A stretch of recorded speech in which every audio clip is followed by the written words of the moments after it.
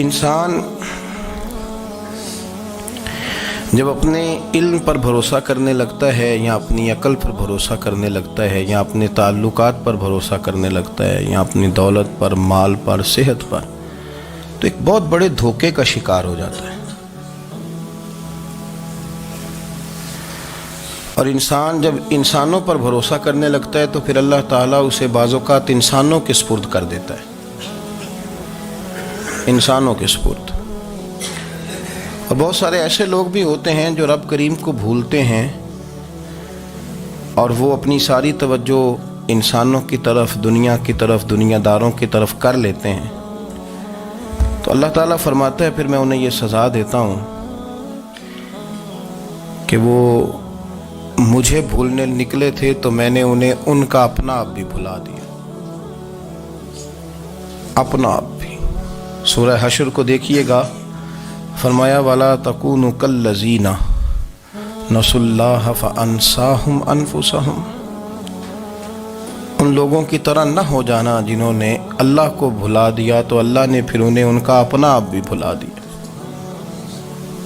انہیں اپنی بھی ہوش نہیں رہی، وہ ایسے مسائل میں گھر گئے، وہ ایسی آزمائشوں میں الجھ گئے، وہ ایسی دنیا داری کے اندر الجھے کہ انہیں اپنا بھی پتہ نہ چلا۔ اب تو ڈھونڈتا پھرتا ہوں اے اقبال اپنے ہی آپ کو، اب تو ڈھونڈتا پھرتا ہوں اے اقبال اپنے آپ کو، آپ ہی گویا مسافر، آپ ہی منزل ہوں میں۔ جب انسان خدا فراموش ہوتا ہے تو خود فراموش ہو جاتا ہے۔ ہمارا بڑے زمانے سے تکیہ ہے، کبھی امریکہ پر، کبھی یورپ پر، کبھی برطانیہ پر، کبھی مالداروں پر، کبھی اسلحے والوں پر۔ اس کا نقصان یہ ہوا کہ اپنا کوئی وجود نہیں رہا، اپنا کوئی نظریہ نہیں رہا، اپنی کوئی سوچ نہیں رہی۔ ایسے محسوس ہوتا ہے کہ کوئی منشور نہیں، کوئی دستور نہیں، لگام منہ میں ہے اور اس کا سرا کسی کے ہاتھ میں ہے، وہ جدھر چاہتا ہے ہمیں گھما لیتا ہے۔ اللہ فرماتے ہیں یوں نہ ہو جانا کہ تم رب کو بھلا دو اور پھر تمہیں اپنا آپ بھی بھول جائے۔ اولئک ھم الفاسقون، فرمایا یہ وہ لوگ ہیں جو نافرمان ہیں اللہ کے، یہ نافرمان ہے۔ جب یہ نظریہ بن گیا، جب یہ ذہن بن گیا کہ پیدا اللہ نے کیا ہے، دینا اللہ نے ہے، عطا کرنے والا اللہ ہے، نوازنے والا اللہ ہے، تو پھر ساری توجہ دنیا داروں کی طرف رکھنا، میں اللہ والوں کی طرف توجہ رکھنے کا قائل ہوں، میں وہ سمجھتا ہوں، ہم اس چیز کے قائل ہیں، لیکن وہ بھی کوئی آستانہ ہے کہ جہاں حق مرشد کا نعرہ تو بڑا لگے پر رب کا نام ہی نہ سننے کو ملے۔ یہ بھی کوئی بات ہوئی کہ جہاں یہ تو نعرہ زور سے لگے کہ جیوے جیوے مرشد جیوے، لیکن استغفار کا درس ہی نہ ملے۔ ہر وقت یہ بتایا جائے کہ یہاں آ گئے تو بچ گئے، کیسے بچیں گے؟ میرے رسول پاک علیہ السلام کا دروازہ سب سے بڑا دروازہ ہے، حضور کا دروازہ سب سے بڑا دروازہ ہے، لیکن میرے دوستو یاد رکھنا، نبی پاک علیہ السلام نے بھی لوگوں کو جب رستہ دکھایا ہے تو رب کریم کا رستہ دکھایا ہے، اللہ کا رستہ دکھایا، اللہ کریم کا رستہ دکھایا، لوگوں رب کی طرف توجہ کرائی۔ میرے رسول کریم سید عالم صلی اللہ تعالی علیہ وسلم نے لوگوں کی اللہ کی جانب توجہ کرائی اور لوگوں سے یہ کہا کہ وہ اپنے رب کریم کی جانب اپنا ذہن رکھیں، اپنی توجہ اپنے اللہ کی جانب مبذول کریں۔ میری بات کو اچھے طریقے سے سمجھیے گا، علم اللہ تبارک و تعالی عطا کرتا ہے تو اسے اللہ کی عطا ہی سمجھنا چاہیے۔ کچھ لوگوں کے پاس علم ہوتا ہے پر علم نافع نہیں ہوتا، وہ ٹامک ٹونجا مارتے رہتے ہیں ساری زندگی۔ علم کو اللہ کی عطا سمجھیں، اپنی عقل پر، اپنے شعور پر زیادہ بھروسہ نہ سمجھیں، نظر اللہ پہ رکھیں۔ حضرت مولا علی شیر خدا کرم اللہ تعالی وجہہ الکریم سے کسی نے پوچھا تھا بڑا عالم کون ہوتا ہے؟ ہمارے ہاں تو اب وہ والے عالم پائے جاتے ہیں نا، اللہ ماشاءاللہ، جو ممبر پہ بیٹھتے ہیں تو دعوے ہی دعوے، ممبر پہ بیٹھتے ہیں تو دعوے ہی دعوے، اس طرح کے عالم ہمارے ہاں پائے جاتے ہیں۔ وہ ہر بات میں دعویٰ کرتے ہیں، میں یہ کر دوں گا، میں وہ کر دوں گا۔ یہ مزاج علماء کا نہیں۔ حضرت علی المرتضیٰ سے کسی نے پوچھا بڑا عالم کون ہوتا ہے؟ فرمایا بڑا عالم وہ ہوتا ہے کہ جسے مسئلے کا پتہ نہ ہو تو وہ کہہ دے مجھے نہیں پتا، میں پتہ کر کے بتاؤں گا، غلط بات بیان نہ کرے۔ امام مالک سے کسی نے کوئی مسئلہ پوچھا تو آپ فرمانے لگے مجھے اس سوال کا جواب نہیں آتا، ہمارے بزرگ سمجھاتے کیا ہے؟ وہ کہنے لگا آپ اتنے بڑے امام ہیں تو اس سوال کا جواب نہیں آتا۔ فرمانے لگے اگر مجھے ہر سوال کا جواب آتا پھر تو میں خدا ہوتا، مجھے ہر سوال کا جواب نہیں آتا، مجھے تو اتنا آتا ہے جتنا میرے رب نے مجھے عطا کر دیا ہے۔ اپنی نظر اللہ پہ رکھیں، نکل آئیں اس معمے سے باہر کہ میں کوئی بلا ہوں، مجھے بڑا پتہ ہے، میرے پاس 6 ڈگریاں ہیں، مجھے 10 جگہ پہ تدریس کا شغف حاصل ہے، اس سے نکلیں باہر۔ قرآن مجید دیکھیے گا، اللہ تعالیٰ نے ارادہ قدرت فرمایا کہ میں حضرت آدم کو بناؤں گا، پھر بنانے کے بعد فرمایا فرشتوں سجدہ کرو آدم کو، سب نے سجدہ کیا الا ابلیس ابا واستکبر وکان من الکافرین، سب نے سجدہ کیا سوائے ابلیس کے، اس نے انکار بھی کیا، تکبر بھی کیا اور کافروں میں سے ہو گیا۔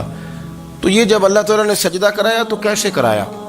اللہ تبارک و تعالیٰ نے نا حضرت آدم کو علم سکھایا خود، وعلم آدم الاسماء کلہا، خود اللہ فرماتے ہیں کہ میں نے جناب آدم علیہ السلام کو تمام اشیاء کے نام سکھائے، سب اشیاء کے نام سکھائے۔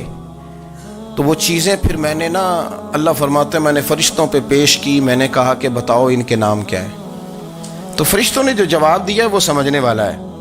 اللہ نے چونکہ خود علم سکھایا تھا حضرت آدم کو، جناب آدم سکھایا تھا، لیکن فرشتوں کو نہیں سکھایا تھا۔ تو اللہ کریم نے فرمایا فرشتوں اب یہ بتاؤ ان چیزوں کے نام کیا ہیں، تو فرشتے کیا کہتے ہیں؟ فرشتے عرض کرتے ہیں قالوا سبحانک لا علم لنا۔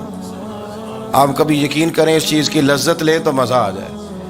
کہا قالوا سبحانک، کہنے لگے تو پاک ہے، قالوا سبحانک، کہنے لگے تو، بھئی آدم علیہ السلام کو نام سکھا لیے، پھر فرشتوں کے سامنے وہ چیزیں پیش کر کے کہا ان چیزوں کے نام بتاؤ، تو فرشتے کیا کہتے ہیں؟ کہتے ہیں قالوا سبحانک، تو پاک ہے، لا علم لنا، ہمارے پاس کوئی علم نہیں، الا ما علمتنا، ہمیں تو اتنا پتہ ہے جتنا تو نے ہمیں سکھا دیا، ہمیں تو اتنا پتہ ہے جتنا تو نے ہمیں، لا علم لنا، ہمارے پاس کوئی علم نہیں ہے، اتنا ہی پتہ ہے جتنا تو نے ہمیں سکھا دیا ہے، اس سے زیادہ ہمارے پاس علم، اور یہ کیوں تو نے ہمیں جتنا سکھایا اتنا پتہ ہے۔ فرشتے یہ نہیں کہتے یا اللہ تو زیادہ سکھا، آدم کو دیا تو ہمیں بھی دے، یہ نہیں فرمایا، فرمایا انک انت العلیم الحکیم، اے اللہ تو علم والا بھی ہے اور حکمت والا بھی ہے، تجھے پتہ ہے کس کو کتنا دینا ہے، جتنا تو نے مناسب سمجھا جناب آدم کو دیا، اور جتنا تو نے بہتر سمجھا وہ تو نے ہمیں عطا فرمایا۔ تو اگر آپ کے پاس علم ہے، کہیں نالج ہے، تو اس کو اللہ کی عطا سمجھیں۔ ہمارے ہاں بہت سارے لوگ بن کے بیٹھ جاتے ہیں، میں اکثر کہتا ہوں کہ پھر وہ دعوے کرتے ہیں میرے علاقے والے جاہل ہیں، میرے شہر والے جاہل ہیں، میرے خاندان والے پڑھے نہیں، یہ آپ کا دعویٰ ہے، یہ آپ کو خراب کر دے گا۔ ہم نے بہت سارے ایسے لوگ دیکھے جو بہت بڑے عالم تھے، لیکن اللہ جب لینے پہ آیا تو عقل ہی لے گیا، شعور ہی چلا گیا، حافظے ختم ہو گئے۔ آپ دیکھتے ہیں بڑھاپے میں کچھ لوگ ایسے ہوتے ہیں کہ جن کو یہ بھی یاد نہیں رہتا کہ میرا نام کیا ہے، میں کہاں ہوں، مجھے کدھر جانا ہے، تو اس وقت سے اللہ کی پناہ مانگیں اور اپنی نظر اپنے رب کریم کی جانب رکھیں، اللہ کی جانب اپنی نظر کو مبذول رکھیں۔ دوسری بات، علم کے بعد ایک چیز آتی ہے جس کا نام ہے ہدایت، جس کا نام ہے تقوی، جس کا نام ہے پرہیزگاری، جس کا نام ہے عمل، عبادت، ریاضت۔ یہ بھی اسی وقت ہی نصیب ہوتی ہے جب میرا رب کریم نصیب فرما دیتا ہے۔ ہم نے نا نیکی کا اپنا اپنا سٹیٹس بنا لیا ہے، اپنا اپنا معیار بنا لیا ہے۔ کچھ لوگ کہتے ہیں کہ جناب مسجد میں سیمٹ کا توڑا دینے سے بہتر ہے کسی غریب کو آٹے کا تھیلا دے دو۔ اب اس نے اپنا مزاج بنا لیا نا نیکی کا، اس نے اپنا سٹیٹس بنا لیا ہے۔ میرا یہ سوال ہے کہ نبی پاک صلی اللہ تعالیٰ علیہ وسلم جب مدینہ شریف آئے تھے تو حضور نے سب سے پہلے غریبوں میں آٹا تقسیم کیا تھا کہ سب سے پہلے مسجد بنائی تھی؟ کیا عجیب لوگوں کا رنگ ہے، اپنی مرضی کی ہدایت، اپنی مرضی کا تقوی، اپنی مرضی کا معیار۔ مسجد کوئی بڑا چھوٹا خطیب بھی میری طرح کا ہو نا، تو وہ مسجد میں بیٹھ کے جب نبی پاک کی بات کرتا ہے تو کہتا ہے میرے رسول پاک غریبوں کا سہارا بن کے آئے۔ وہ غریبوں کی بات کرتا ہے، مسکینوں کی، لاچاروں کی، کمزوروں کی بات۔ تو مسجد ہی تو وہ ادارہ ہے جہاں سے غریبوں کی بات ہو رہی ہے. تو اب لوگوں نے غریب کو اور مسجد کو لڑانا شروع کر دیا. اس کو لڑاؤ کہ مسجد میں پیسے دینے سے بہتر ہے آپ غریب کو آٹے کا تھیلا دے دیں. آپ یہ کیوں نہیں کہتے کہ مسجد میں بھی آپ تھوڑا دیں ایک سی مٹکا اور ساتھ غریب کو بھی خدمت کریں؟ یہ کیوں نہیں تقویٰ؟ اپنی اپنی مرضی کا مزاج، اپنی اپنی. کچھ لوگ کہتے ہیں چھوڑو جی، ساری زندگی انسان نماز پڑھتا رہے اور پھر گالیاں بھی دیتا رہے، بندہ داڑھی بھی رکھ لے اور جھوٹ بولنا بھی نہ چھوڑے. تو یہ آپ نے اپنے پاس سے تقوی کا معیار بنایا. گالی دینے کا گناہ ہے اور داڑھی رکھنے کا ثواب ہے. تو اگر آپ داڑھی رکھے ہوئے ہیں اور آپ کوئی غلطی کر رہے ہیں تو اس سے آپ کی داڑھی کا ثواب ختم. اللہ کرے آپ کو سمجھ آئے میری بات. آپ کوئی غلطی کر رہے ہیں، داڑھی کا ثواب اس سے ختم، وہ اپنی جگہ پہ قائم ہے چیز. اپنی مرضی کا کیوں تقوی کا معیار بناتے ہیں؟ تقوی کا مزاج اپنی مرضی کا نہ بناؤ. اللہ کی بارگاہ سے دعا مانگو کہ یا اللہ ہمیں ہدایت کا نور عطا فرما. اللہ تو ہمیں رستہ دکھا، تو بتا کہ ہدایت کیا ہے. تو رب فرماتا ہے اللہ ولی الذین آمنوا، اللہ مومنوں کا مددگار ہے. یخرجہم من الظلمات الی النور، وہ انہیں اندھیروں سے نکالتا ہے اور نور کی طرف روشنی عطا فرماتا ہے. اندھیروں سے نور کی طرف اللہ لاتا ہے. اللہ ولی، اللہ مومنوں کا ولی ہے، وہ انہیں اندھیروں سے نور کی طرف نکالتا ہے. ہدایت ہمیشہ اللہ کی طرف سے سمجھے. جب وہ نماز کی توفیق دیتا ہے تو اپنے فضل سے دیتا ہے. جب وہ ذکر کی توفیق دیتا ہے تو اپنے فضل سے. ہم سمجھتے ہیں ہو جی فلانا نہیں پڑھ رہا بڑا بیوقوف ہے، فلانا نہیں پڑھ رہا، تو تم کیا اپنی عقل کے زور پہ پڑھ رہا ہے؟ میں جی اللہ کے فضل سے 2 سپارے پڑھتا ہوں، تو کس پہ احسان کرتے تو 2 سپارے پڑھ کے رویا کر. کہا اگر مالک تو بڑا قریب نہیں؟ بڑے لوگ ہیں جن کو پورا قرآن حفظ ہے پر انہیں پڑھنے کی توفیق نہیں، تو انہیں فضل کیا اور مجھے توفیق دے دی ہے پڑھنے. رویا کر، پڑھ کے رویا کر. راتی ساری کر کر زاری، وہ نیند اکھاں تھی توندے تے فجرے اوہی گناہگار کہاون سب تو نیوے ہوندے. مہربانی کریں، ڈریں، نیکی کریں تو پھر ڈریں، پھر احساس پیدا کریں، پھر اپنے اندر وہ کمزوری لائیں کہ توبہ توبہ مجھے تو پتہ ہی نہیں، تو جانتا ہی نہیں. حضرت سیدنا امام اعظم ابو حنیفہ رحمۃ اللہ تعالی علیہ کے ساتھ ایک شخص کہتا میں نے نماز پڑھی تو عشاء کی نماز تھی. یہ جو لوگ بڑے ہوتے ہیں نا، جن کے پیار کرنے والے بڑے ہوتے ہیں، ان کے گرد خوف بھی بڑا ہی ہوتا ہے، انہیں بڑا ڈر لگتا ہے، بڑی بعض اوقات آزمائش ہوتی ہے ان کی. عشاء کی نماز کہتے پڑھی تو امام صاحب نے نا عشاء کی نماز میں تلاوت کی آیتیں فَمَن يَعْمَلْ مِثْقَالَ ذَرَّةٍ خَيْرًا يَرَهُ وَمَن يَعْمَلْ مِثْقَالَ ذَرَّةٍ شَرًّا يَرَهُ. فرمایا جو ذرہ برابر خیر کرے گا وہ بھی قیامت میں دیکھے گا، اور جو ذرہ برابر شر کرے گا وہ بھی قیامت میں اس شر کو دیکھے گا، اس کے سامنے آئے گا. تو وہ شخص کہتا ہے کہ سارے لوگ نماز پڑھ کے چلے گئے تو امام صاحب رحمۃ اللہ علیہ نے اپنی داڑھی پکڑی رو رہے ہیں. کہتے ہیں وہ ذرہ برابر نیکی کا بدلہ دینے والے، وہ ذرہ برابر شر پہ سزا دینے والے میری سفید داڑھی کو دیکھ. مالک میرے ذرے ذرے سامنے نہ لانا. لوگ تو میری بڑی قدر کرتے ہیں دنیا، میں تو بڑا پہچانا جاتا ہوں، لوگ تو میری راہوں میں پھول لیے کھڑے ہوتے ہیں، مجھے بڑا نوازتے ہیں. قیامت میں رسوا نہ کر دینا، میرے لیے مشکل ہو جائے گی. وہ کہتے ہیں میں نے امام صاحب کا درد دیکھا، مجھے کوئی کام تھا تو میں چلا گیا. میں نے کہا کہ وہ اس وقت اللہ کے حضور حاضر ہیں تو میں دوبارہ آؤں گا. کہتے ہیں میں تہجد کا وقت آیا تو امام صاحب وہیں بیٹھے تھے اور ان کی داڑھی آنسوؤں سے بھری ہوئی تھی اور زور سے داڑھی پکڑی ہوئی. کہنے لگے مالک رسوا نہ کر دینا، قیامت میں رسوا نہ کر دینا. یار جو ہدایت یافتہ لوگ تھے وہ تو ڈرے ہوئے تھے، وہ تو سہمے ہوئے تھے. وہ تو کہتے تھے یہ اس کا فضل نہیں، اس نے بلا لیا، یہ اس کا کرم نہیں. حضرت باعزید بسطامی کسی کافر کو دیکھتے تو رو پڑتے، کہتے مالک تو کتنا قریب ہے، یہ بے ایمان رہ گیا، تو نے اپنے فضل سے مجھے اپنے نبی کا غلام بنا لیا. وہ رو پڑتے. یہاں تو لوگوں کا دعویٰ ہی بڑا ہے. نمازی اللہ خیر فرمائے وہ تو دوسروں کو گھورتا ہے، وہ کہتا ہے جنت کا میں مالک ہوں، کنجیاں میرے پاس ہیں، میں کسی اور کو گھسنے نہیں دوں گا. اور اگر 2-3 حج کر لے تو پھر تو وہ کہتا ہے کہ اب میرے سے پوچھ کے لوگ جنت میں جائیں گے معاذ اللہ. اور اگر وہ 2 4 5 7 دفعہ کوئی نفل پڑھ لے تو پھر وہ کہتا ہے چھوڑیں جی سارے لوگ بے عمل ہیں، میں اکیلا نیک ہوں.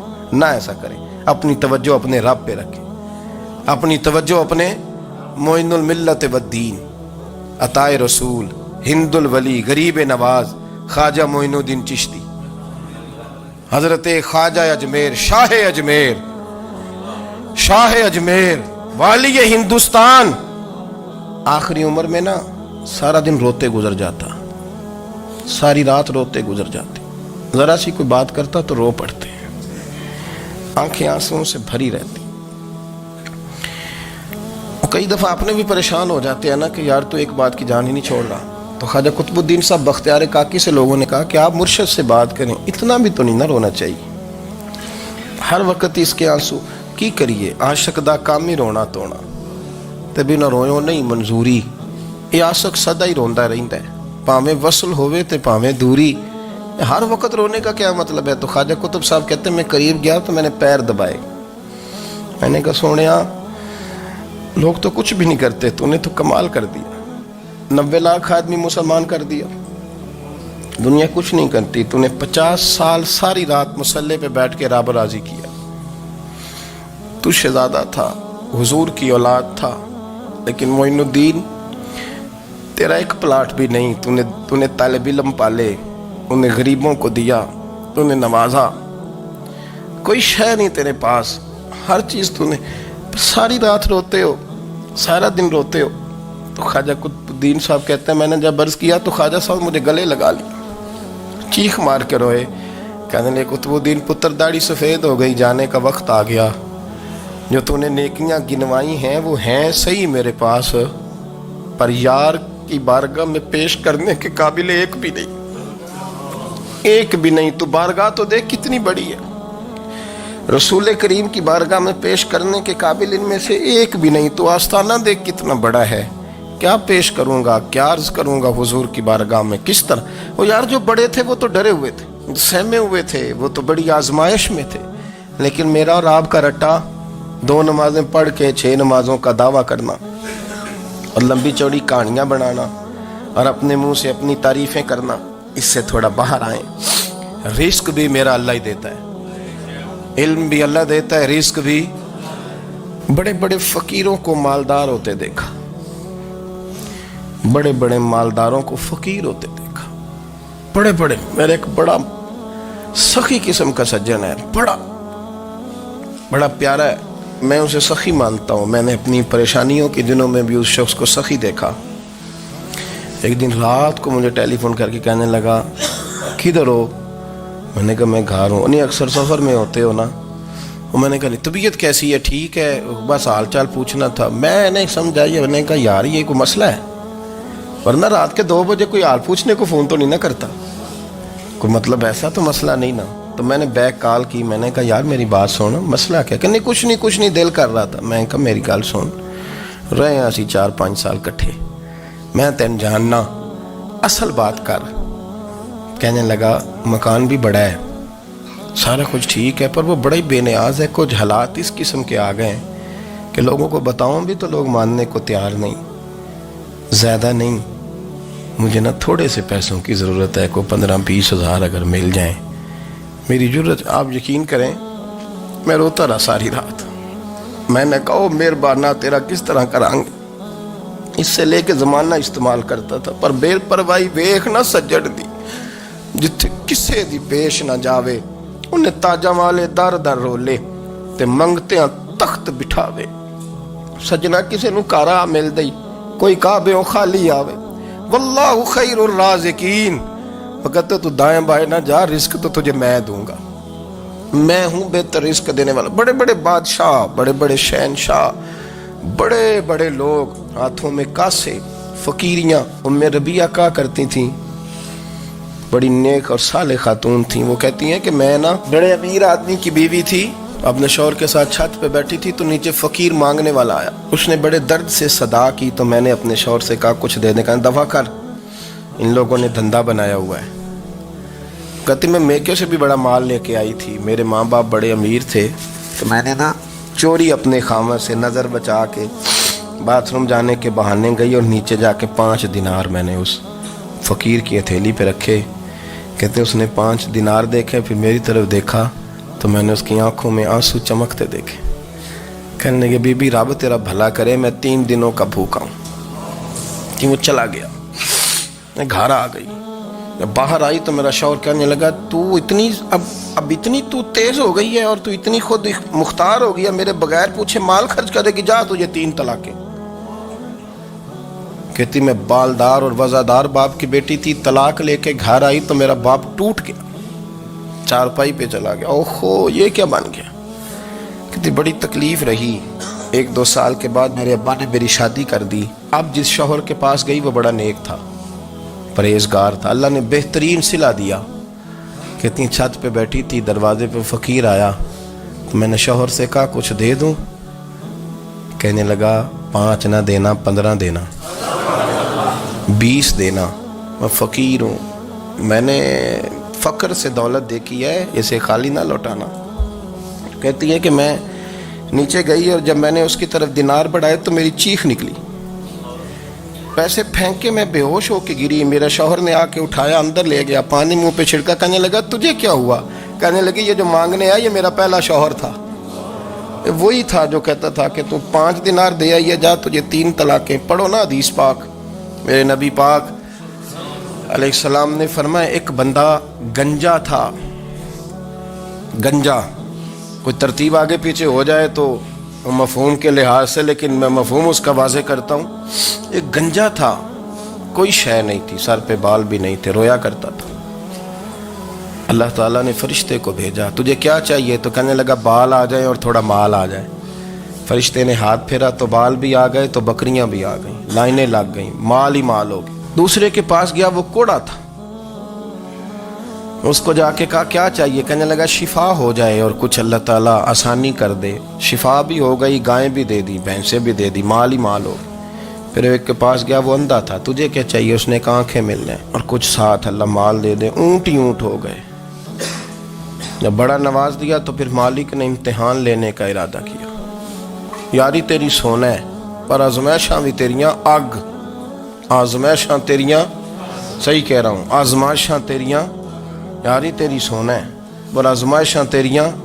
اے سونا پرکھیا جاوندا ہی پہلو نال لگاں دے لگ. اللہ نے فرمایا آزمائش کرو. سب سے پہلے گنجے کے پاس آئے, اسے کہا اللہ کے رستے میں کچھ دیکھنے لگا, میرے خرچے ہی بڑے. دیکھو تو صحیح کتنی مشکل میں وقت گزارتا ہوں, حال ہی کوئی نہیں. تو اس نے کہا میں نے تو سنا ہے تو گنجا اور بھوکا ننگا تھا. کہنے لگا میں تو جدی پشتی رئیس اعظم ہوں, تو یہ کس پاگل نے کہا ہے, بھاگ جا. اس نے کہا اچھا جیسے تو تھا ویسے ہی ہو جائے. کھیت کھلیان اجڑ گئے, پھر سے گنجا ہو گیا. حضور علیہ السلام فرمانے لگے. پھر وہ اس کے پاس گیا جو کوڑا تھا, اسے کہا کچھ دے. کہنے لگا خرچے ہی بڑے. اب پوچھ لیں کسی امیر آدمی سے, کہے گا چکی کے نیچے ہاتھ ہے میرا, میرے سے زیادہ تو اب پریشان بندہ ہی کوئی نہیں. کیا بتاؤں آپ کو, اتنا ٹیکس ہے, اتنا جرمانہ ہے, فلانی شے, بڑا کچھ گنواتے ہیں لوگ. اس نے کہا میں نے تو سنا تو پہلے کوڑا تھا. اس نے کہا اچھا دوڑ جا, میں تو رئیس اعظم ہوں, دادا بھی پردادا بھی اور ساری نسل ہی. اس نے کہا اچھا جیسے تو تھا ویسے ہی ہو جائے. پھر وہ گیا اندھے کے پاس اور جا کے کہا اللہ کے نام پہ کچھ دے. تو کہنے لگا رب کے نام پہ, یہ کھڑے ہیں اونٹ, جتنے تیرے دل کرے لے جا.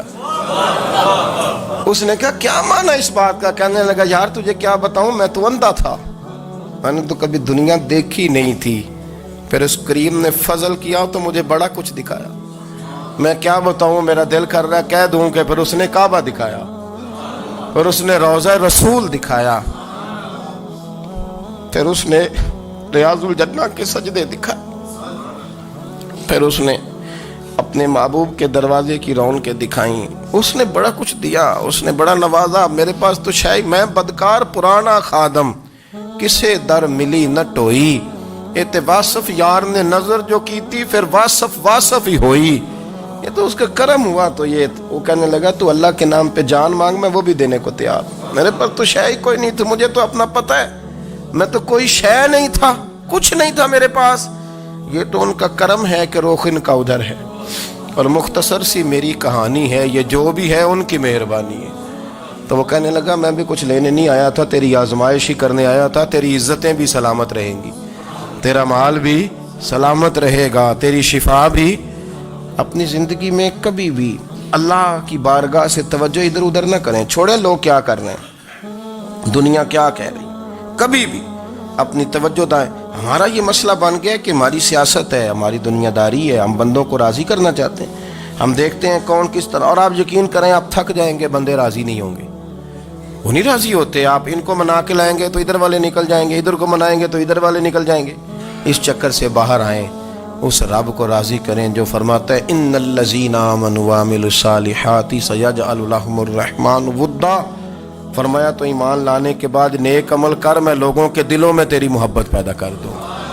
رحمان لوگوں کے دلوں میں محبت ڈال دے گا، اللہ لوگوں کے دلوں میں۔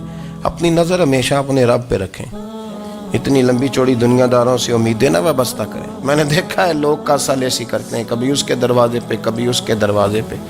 ان چکروں سے باہر آئیں اور اپنے رب کی بارگاہ کی طرف توجہ کریں، استغفار شوق سے پڑھا کریں، اور اکیلے میں نا، اکیلے میں۔ حضرت رئیس المتکلمین مولانا نقی علی خان صاحب رحمۃ اللہ نے لکھا ہے کہ فرعون 500 سال حکومت کر گیا، یہاں تو 5 سال کی حکومت کی پیر لڑکھڑاتے ہیں، 500 سال۔ فرماتے اصل وجہ یہ تھی کہ دنیا جب سو جاتی تھی نا تو اوپر چادر لے کے تو مصلے پہ بیٹھ جاتا تھا اور ہاتھ باندھ کے کہتا تھا رب تو ہی ہے، میرا پردہ نہ کھولنا، مالک تو ہی ہے، کرم نوازی کرنا، میری پکڑ نہ کرنا۔ وہ بے ایمان ہو کے اگر 500 سال ہاتھ باندھے تو گزارا کر لیتا ہے، تو ایماندار ہے۔ پر مسئلہ یہ ہے کہ تو رات کو بکل مار کے ہاتھ نہیں نہ باندھتا، تو منت نہیں کرتا، تو استغفار نہیں کرتا۔ توبہ کریں تو بچے رہیں۔